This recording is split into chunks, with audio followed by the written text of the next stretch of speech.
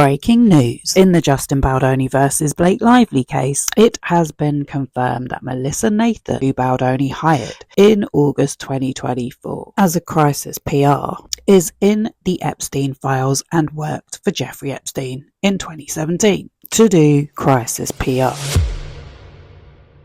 We have a discussion of a meeting with her name on it. We have her name on a message sent from my iPhone on the day of the meeting, confirming she's coming to the meeting today. We have a schedule of a meeting with her name on it sent to Jeffrey Epstein by his assistant. We have a follow-up email where Jeffrey says, "I want to engage you," and we have an invoice to Hiltzik Strategies where Melissa worked as an executive vice president, and it's for $25,000 in the month of June 2017. There's even a drawn-up proposal of how Hiltzik were planning to do a public campaign to make Jeffrey Epstein, a convicted pedophile and sex offender at that time, look good, when behind the scenes 2 of his victims were in legal court cases against him where he and Ghislaine Maxwell were defendants. And at the bottom of that document there's a list of third-party validators. That's a list of people that were prepared to publicly vouch for Epstein, including a Harvard professor, Bill Gates, and former treasurer of the United States government, Larry Summers,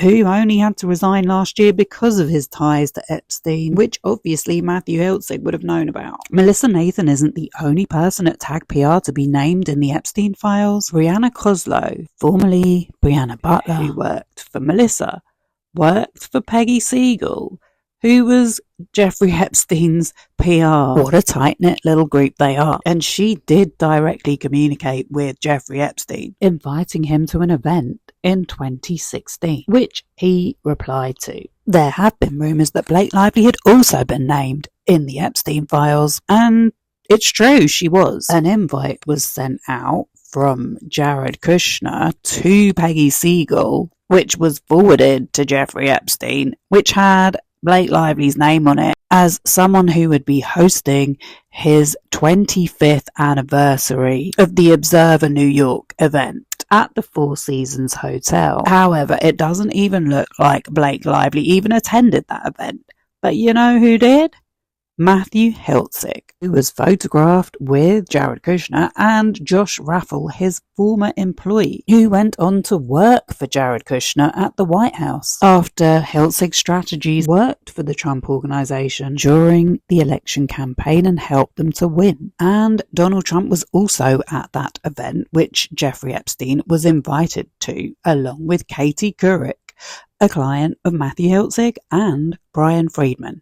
But somehow the people who still support Justin Baldoni have somehow managed to overlook all of that information. And there's now a statement circulating from Brian Friedman via 2 of his and Jed Wallace's favourite content creators, not an actual news source, stating, to be absolutely clear, neither melissanathan nor anyone at Tag has ever met, engaged with, or provided public relations or any type of services for Jeffrey Epstein. I've already shown that's not true. They might not have been working for Tag at the time. That's because it didn't exist until June 24. Ms. Nathan's name was added to the email without her knowledge or approval. I've never heard of anyone approving when an email's sent to them at their workplace. If she had come out and said, "I knew about that meeting, but I didn't want to work with him," that would have been a little bit more believable. It also said that the former firm used her name without her consent. Brian Friedman has to know that the Epstein files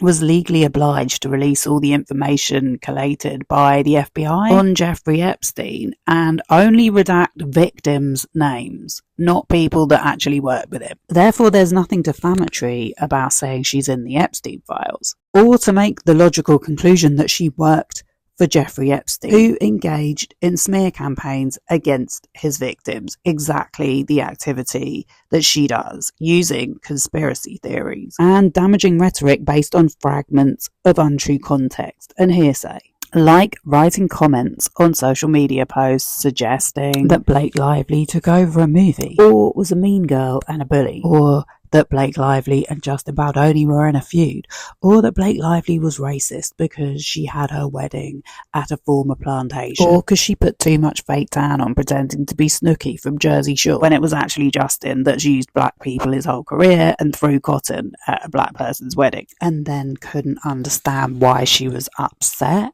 So if she really believes that enough is enough, then maybe she needs to come out and tell the truth, because lies will catch up with you one day. If I've said anything in this video that isn't factual, please let me know in the comments. I spend a lot of time doing my research and making sure that what I say is based on the full context. And if it's hearsay, I'll make that clear. Unfortunately, that kind of content doesn't tend to be popular on YouTube or on social media.